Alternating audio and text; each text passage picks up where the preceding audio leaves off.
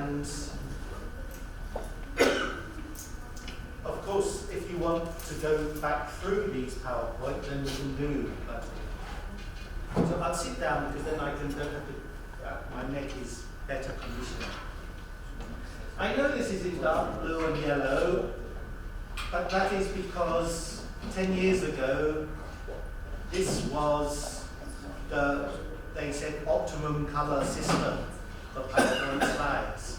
But since then, the eco experts have reduced the quality of the white beam, so it's difficult to see. But if you cannot see, we can switch off one or two lights. Should we make it a little darker? Yes. A little darker, because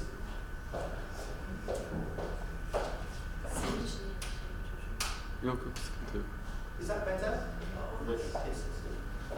And of course, you can see these at home as you like later on.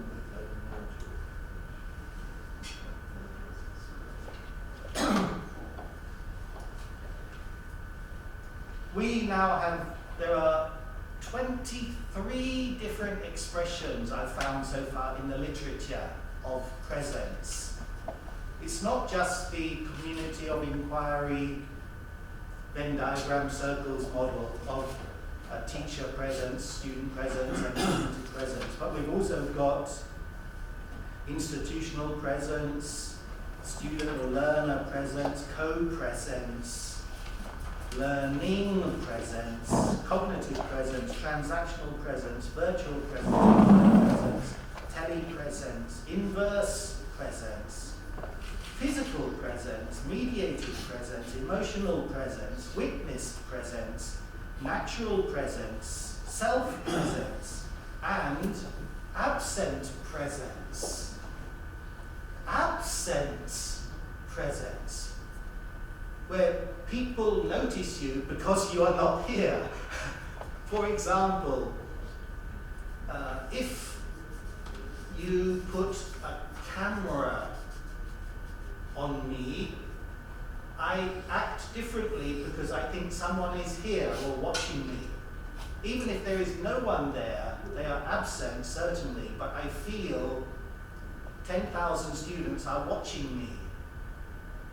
But that can also happen in reality as well. So, and I will give you the texts and everything for you later. So let's move on quite swiftly through this. We can, of course, we can simply define presence. I'm not going to go through every slide. Presence is where the other person feels that you are in the room.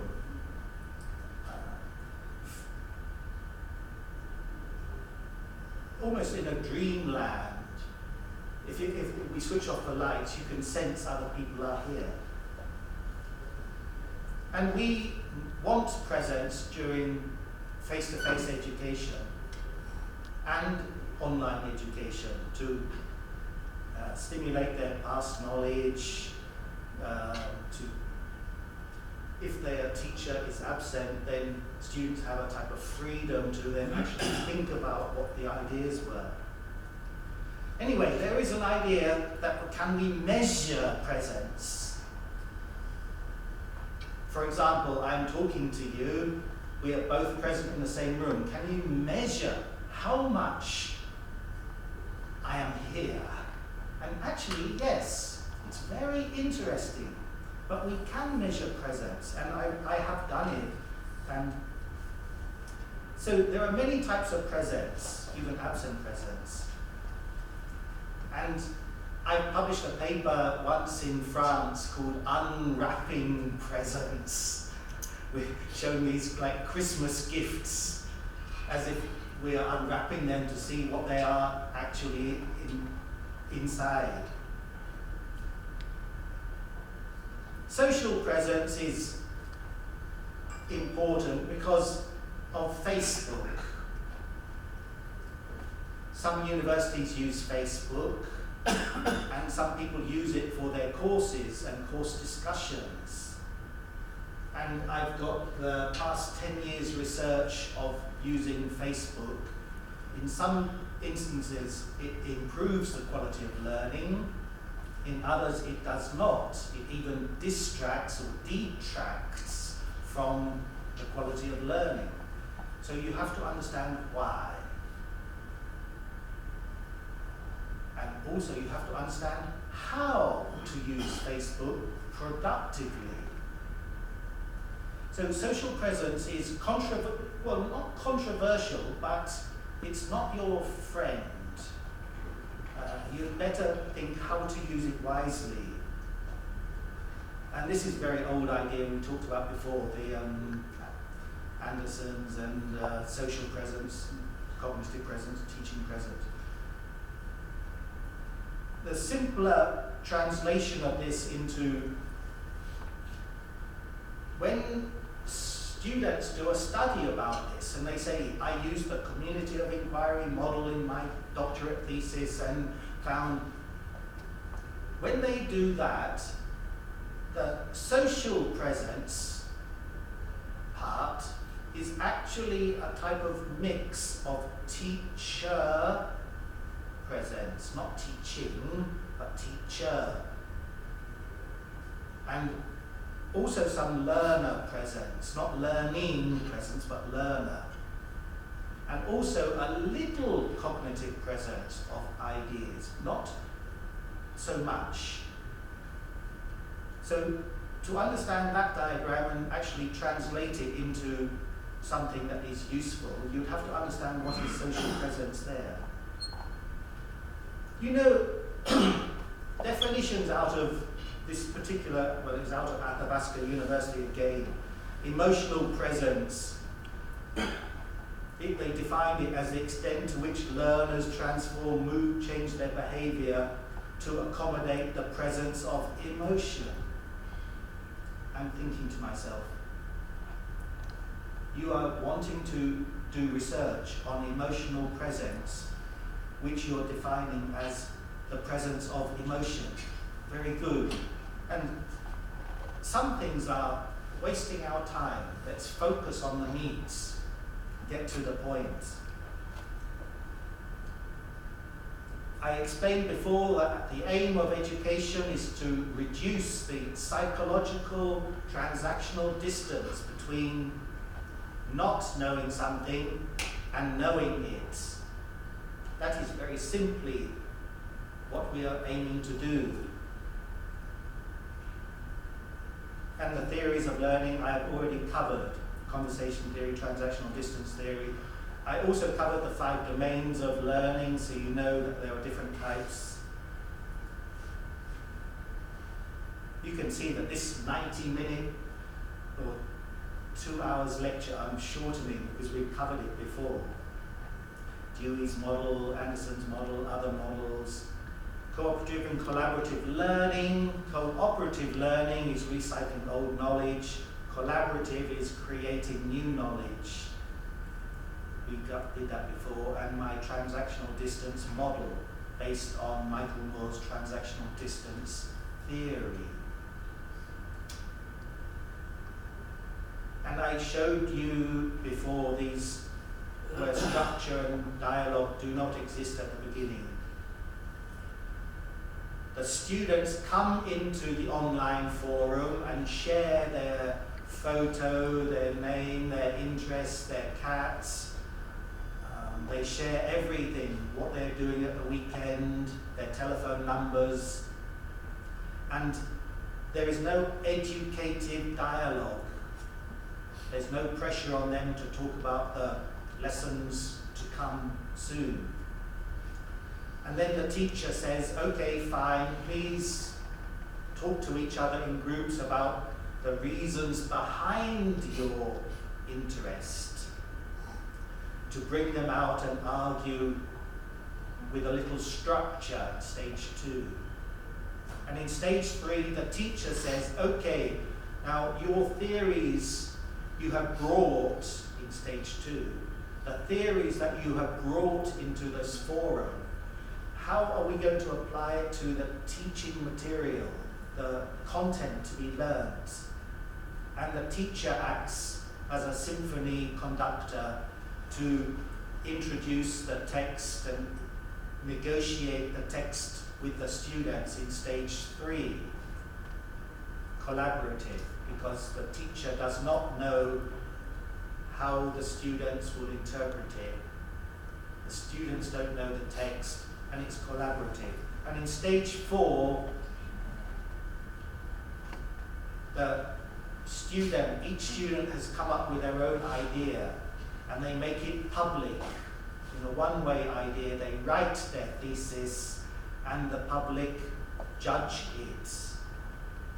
Yes, it's great, and in which case they go back to a new cycle.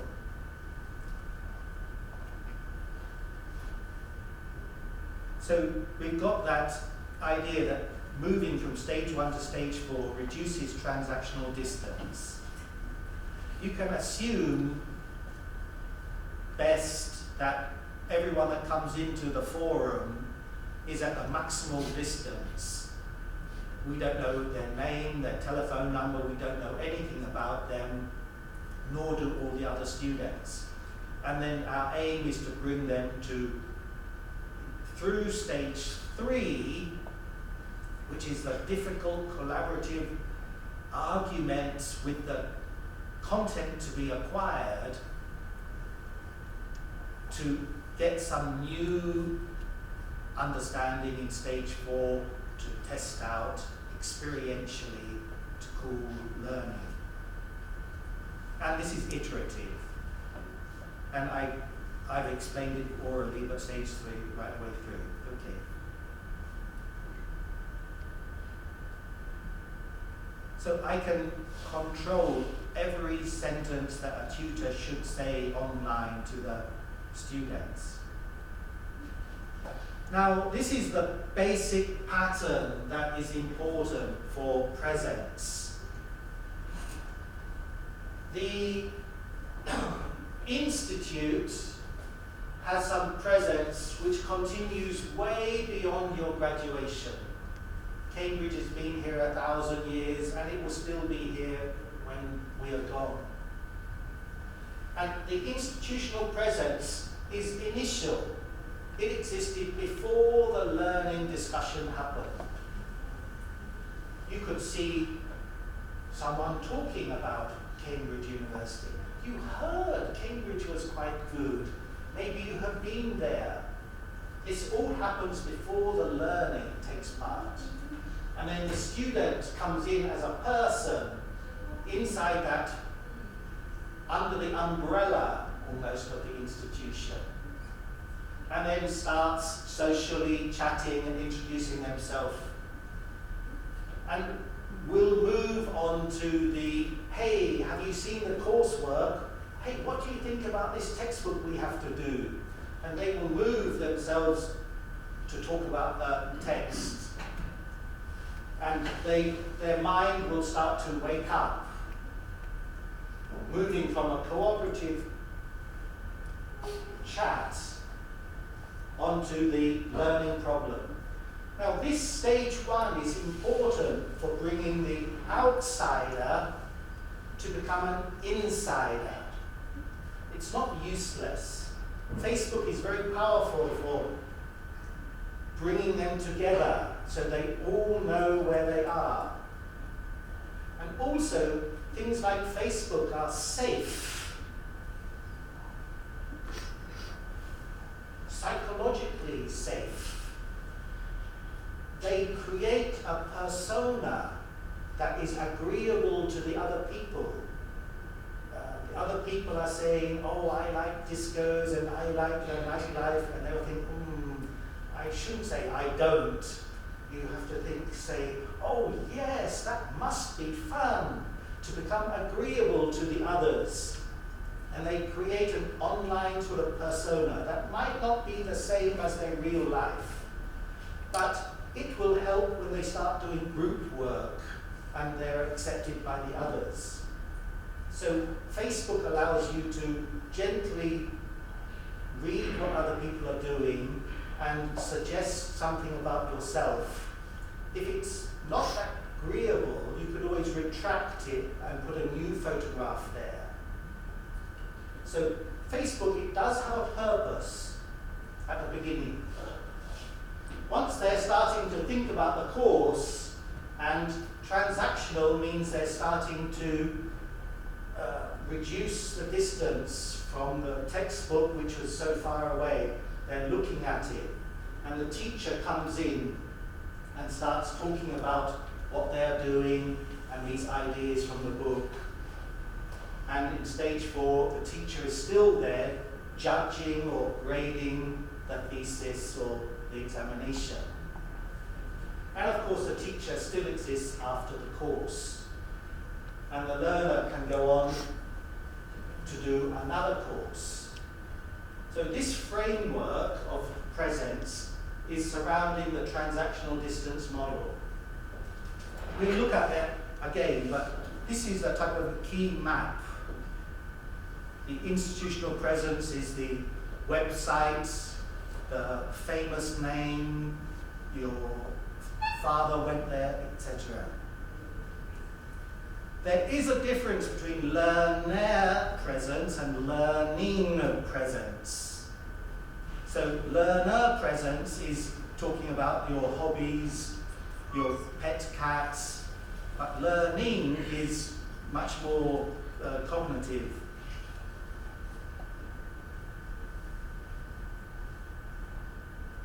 I talked about that before. What is the difference when you talk about transactional distance and transaction? Is it the same as interaction?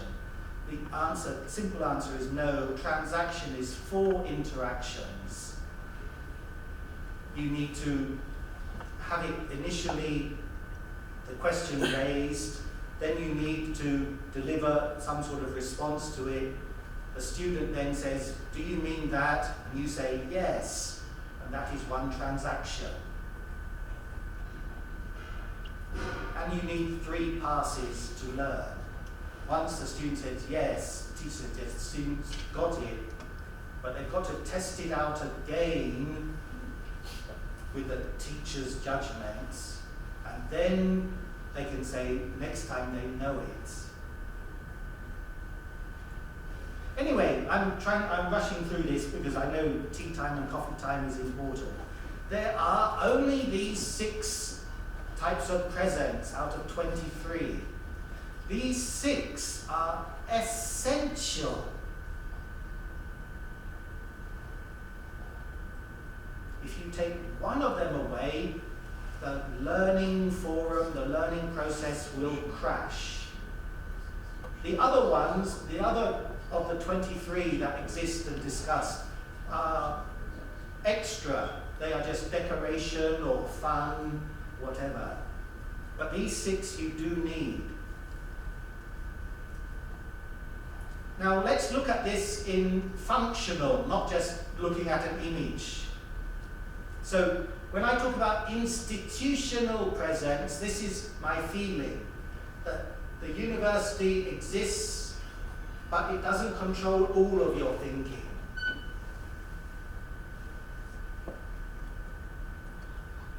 The learner presence is where they come in and say hello, and the other people, hi, how are you, and chat with the others, and the student is thinking, oh, wow, now I've got to study, now I'm coming to university, I've got to shape up. So their brain is becoming a little switched on, cognitive presence. And then they start talking about the material and their coursework and how they're going to do. At this point, social presence is not necessary. They are now transacting with each other. And the teacher can come along also with materials and content and add teaching presence to this.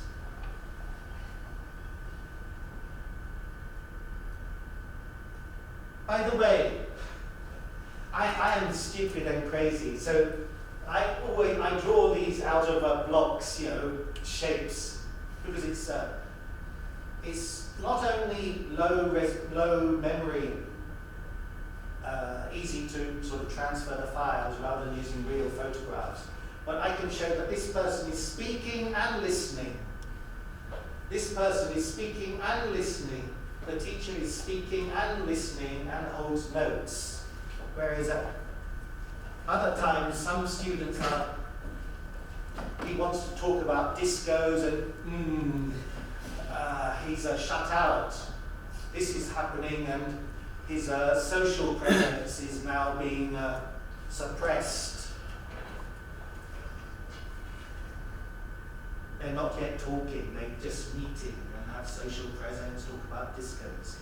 So then they move on, the teacher comes in. Now, after the teaching presence has got some learning, the teacher is not speaking.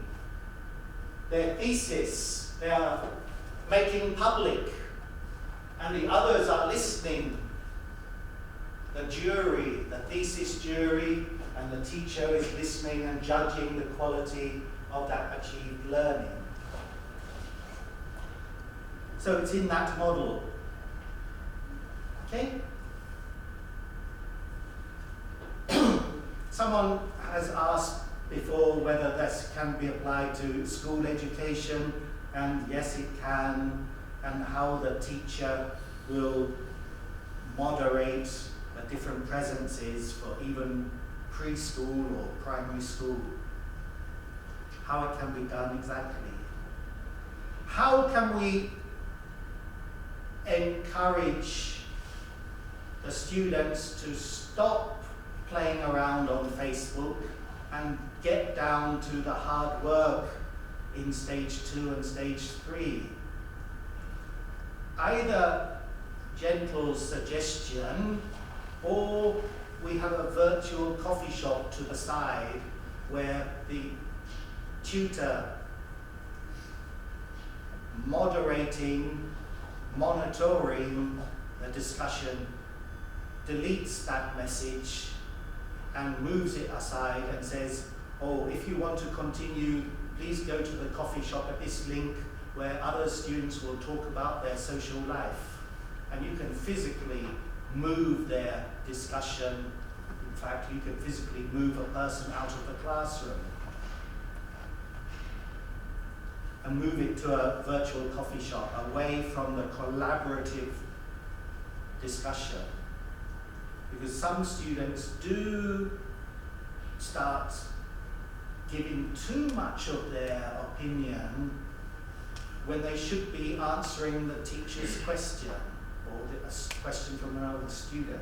It's too much dumping information on the others. And I talked about this before. Do we need photos? The answer is no. It's a distraction. It's helpful for creating social presence, but it's a bias to see a young girl or an old guy. People have preconceptions, and it does change their perspective. And some professors have found that grades were given higher to those who looked, let's say, more beautiful. So face is not a good idea. And in fact, even Facebook should be kept to one side. About the other theories, are there any? I say transactional distance model, transactional distance theory. Are there any other theories? Yes. Behaviorism's there, objectivism's there, constructivism is there. Yes, yes, yes. All the different literature references you can get, and all free. Okay, let's move on to the other one. Then we can have coffee. And I can repeat it if you want. Okay. Now, why would I do a separate set of PowerPoint for education and training? The situation is that in academic courses, we have a mathematics degree. All the different companies, the sponsors, even some of the students say, can you make it more practical and relating to getting a job? On the other hand, we have vocational studies like nursing or driving, or some people say, well, could you make nursing a little more academic, a little more, how can I say, professional, nursing diagnosis, reasons why. So we have these two fields. We want the academic life to become a little more practical, and we want the vocational life to become a little more theoretical. So this is why virtual presence is involved. So we want academic courses to become more pragmatic and instrumental, and we want vocational courses to become more academic. I'm sure you've had lots of discussions. You say that a physics teacher gets complaints from the parents, from the students, and why do we need this? So you need to understand what's the difference between academic and vocational. And the answer, of course, is presence. Now, you can measure presence in two ways. One is arrival, which means the faraway fantasy dreamland. And the other is departure, which means leaving this world.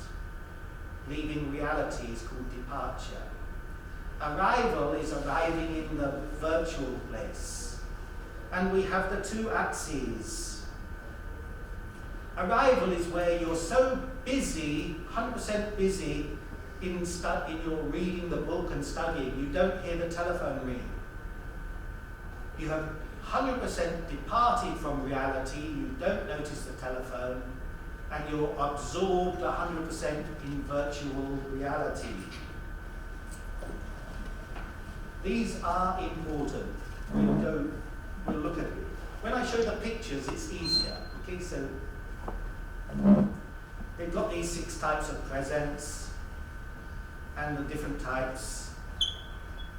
And when I'm talking about virtual reality now, arrival and departure, I'm talking about the mind of the student, the mind of the person, which is basically cognitive. We're not talking about teaching presence, we're not talking about institutional presence, we're talking about the cognitive presence of where the student's head is.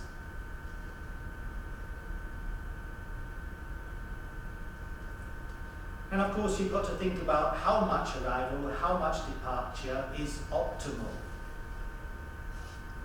So, this is interactive. This would ideally... sorry, my computer's live. So, we have to think about how much arrival, how much departure would you attach to...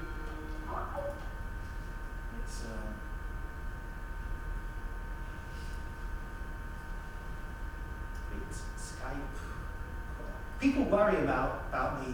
Paul, are you safe? Are you safe?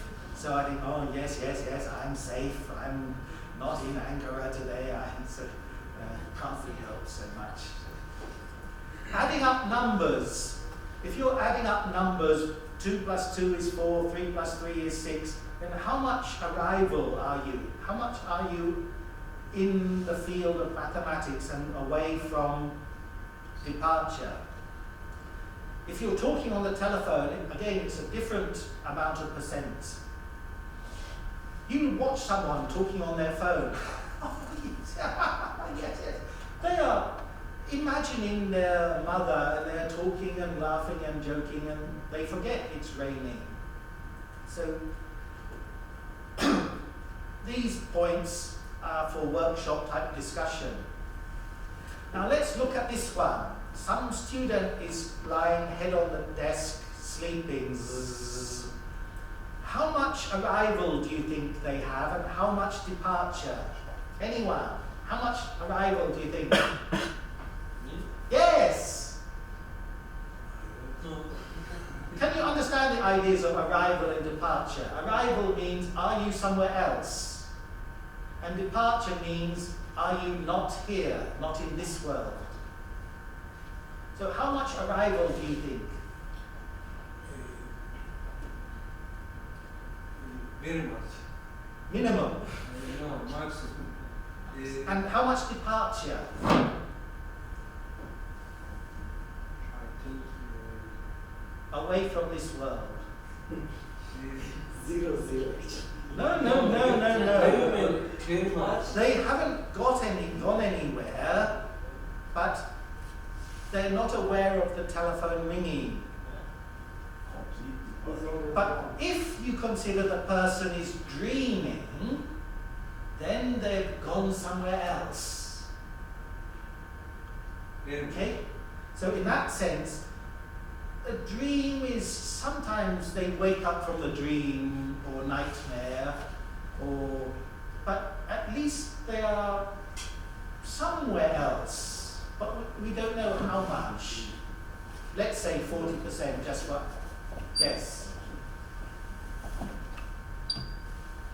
Now, if you're talking on your mobile phone, walking along the streets, and you're chatting away and laughing and joking, how much arrival do you think, and how much departure? Maybe about 40% arrival and 60% departure. I guess. Oh.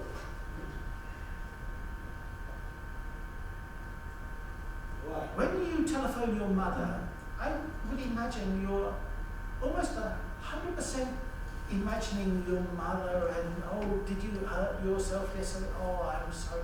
And how is the garden? Is that okay? And you're almost wholly in her dreamland. But you have to see around you and you have to interact with your... Yes, one would imagine.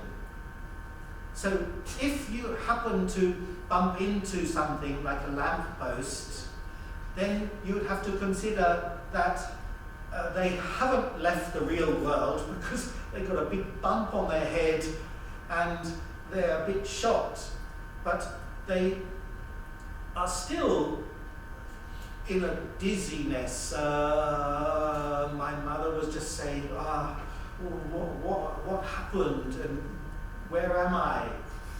But there's a little dizziness coming back to reality because they've just been crashed into reality.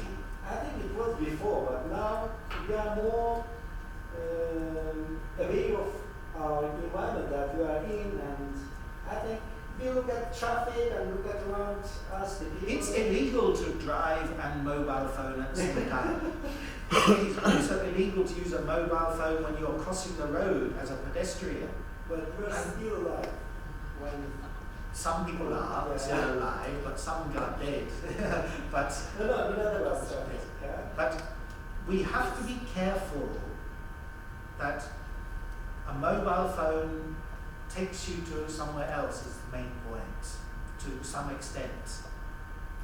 Now, looking at vocational, then when you're doing training, how to do something, for example, balancing a bicycle, we can imagine that you are totally absorbed with keeping your balance on this bicycle, and you haven't left reality because you're looking at the road and watch out for that tree and and you haven't left this reality, you haven't departed, and you are 100% focused on trying to keep the balance. Okay? Now, when we're talking about a student online with, say, a hot cup of coffee, then we want them to be absorbed in their studies, but we don't want them totally absent from reality, because we sometimes do want them to answer the telephone or drink their coffee while they're studying and have another coffee. Oh, it's cold. Make another hot. So they're not totally left reality, and yet we want them to be absorbed in the textbook.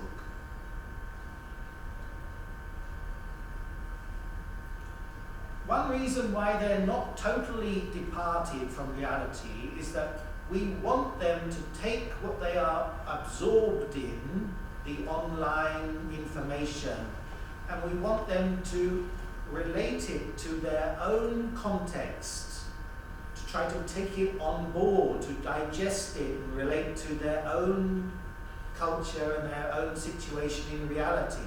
So we don't want 100% left their reality. We want them to use their current state of this book and this book, and the online book is not the same as this book, but it is. We do want them to have about 20% in this world, on average, a little. But when you've got a teacher present saying, hello, I've got this book, and talking, and the student is listening, then we can imagine that they haven't arrived totally because the teacher is telling them, look at that. Oh, okay, okay. No, no, no, look at this. Okay, okay. They haven't gone somewhere 100%. They've gone a little there, and they're thinking, okay, okay, okay. And now they've gone somewhere else. Okay, okay, okay.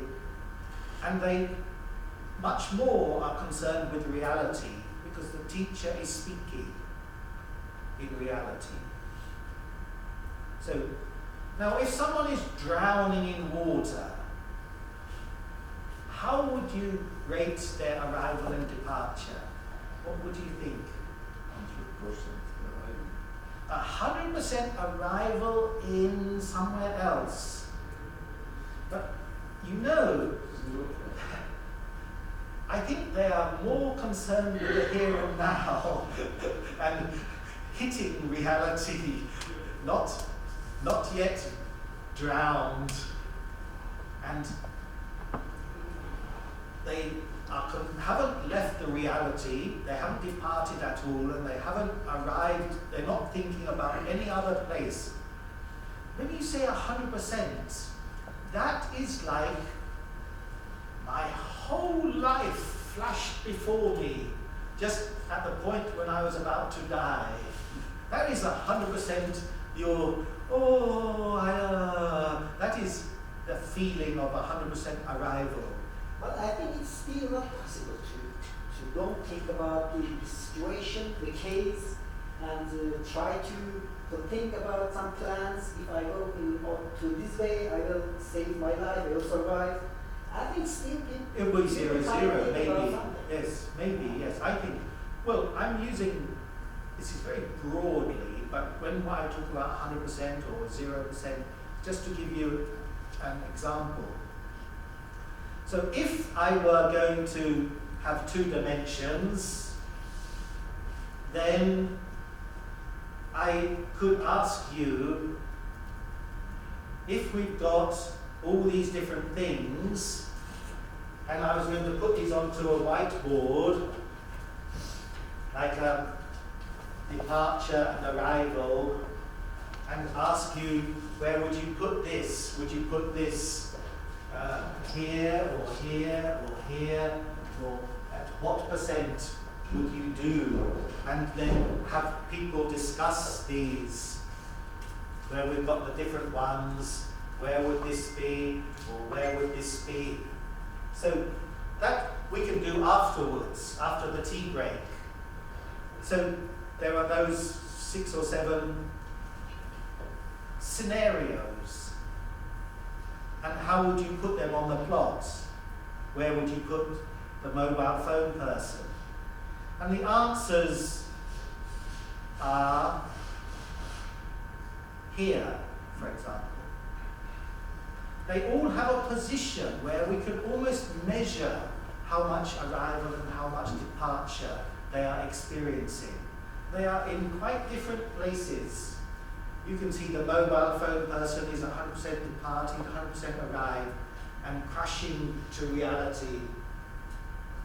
Anyway, let's get back to education and training. The key points are that we can think of skills training is at this part, and knowledge and education with a teacher is at this position in the middle. 100% arrival is what we should be aiming for always for teaching someone. We want them to get involved and absorbed in this physics experiment to understand exactly what is happening. A higher arrival is better. Automaticity in skills training means that you can do the bicycle riding without worrying about the bicycle. Once you've learned, you're then still in this world all the time, and you're not really aware of anything. You drive your car automatically. That is one of our aims in skills training, that you're not thinking about your English language, you're fluent, and you're just thinking about something else, like the ideas, the other people, what you're listening to. So automaticity means less arrival, less in imaginary place. So for education, we've got the student sitting in the classroom, hasn't gone anywhere, hasn't opened the textbook, and is in the classroom, hasn't departed, hasn't arrived. He needs technical assistance to get going. The teacher starts telling him how to do things, and then stops talking and just listens while the student starts speaking and listening, and moves on with less guidance to create an independent learner, which is about 80% departed from reality because they're relating the knowledge to their own context, and they are 100% arrived. So that is the process of cognitive presence or virtual reality for education. When we start to consider vocational training, then vocational training is just a matter of getting something automatic, typing automatically. They haven't left reality, and you can still talk to them and say you made a mistake, or they're reading reality, and they're trying to just get to 100% arrival. There are two differences. Well, there is a difference at the top, and there is an overlap at the bottom. There are two triangles there, which is interesting, because the top one shows a difference. We're talking about 100% arrival is our beautiful aim of teachers. But in academic education and vocational education, vocational training, there's this triangular gap there. What does this mean? It means that if they're good at language, automatically good at English, speaking English very well at 100% up here, but academically they're making some grammatical mistakes, it means that we've got to pull them back and give them some academic training, or their quality of English. We've got to pull them back and then retrain them correctly. We've got to tell them, your English doesn't sound fluent. Slow down, study grammar, and then gradually speed up again. Come back, get your academic, and go up a little. If it is not fluent, then we want to slow them down so they're not automatic, teach them something, and then help them get better. They were at 100% at the top. We've got to tell them, please speak more slowly, carefully, write down what you want, teach them their grammatical errors, and then let them go back. What about the overlap at the bottom? The overlap at the bottom is that the foundational course in typing or in English language, before they start outputting, whether they're only going to be doing writing or reading, the foundational course is shared. The engineering student will learn the basics in theory in the same classroom, whether he's going to become a teacher of engineering or he's going to become a practical engineer. There is a shared initial overlap. Virtual reality is 100% arrival, 100% departure. It's over there.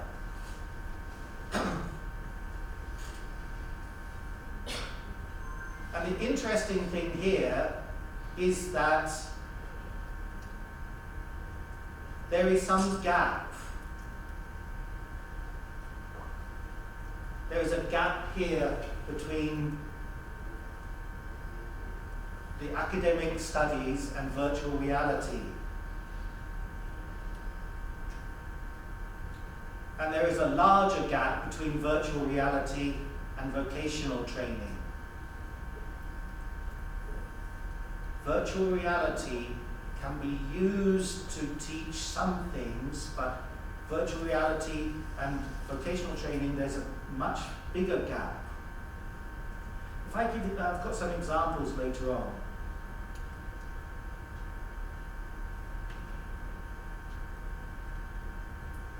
You know, vocational training is real world activities, whereas virtual reality is just on your keyboard and you're totally absorbed in the game.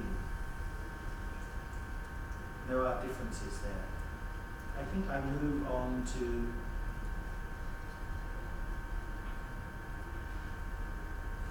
if we're going to use Second Life, create a virtual Anadolu University, virtual campus, virtual library, virtual classrooms for education, it's going to be very expensive. Now, why would we want to do that? And the reason we have to justify not only the costs, but will it bring any skills that we want? Does it take away time and resources from normal training and normal education? That is a key point for discussion.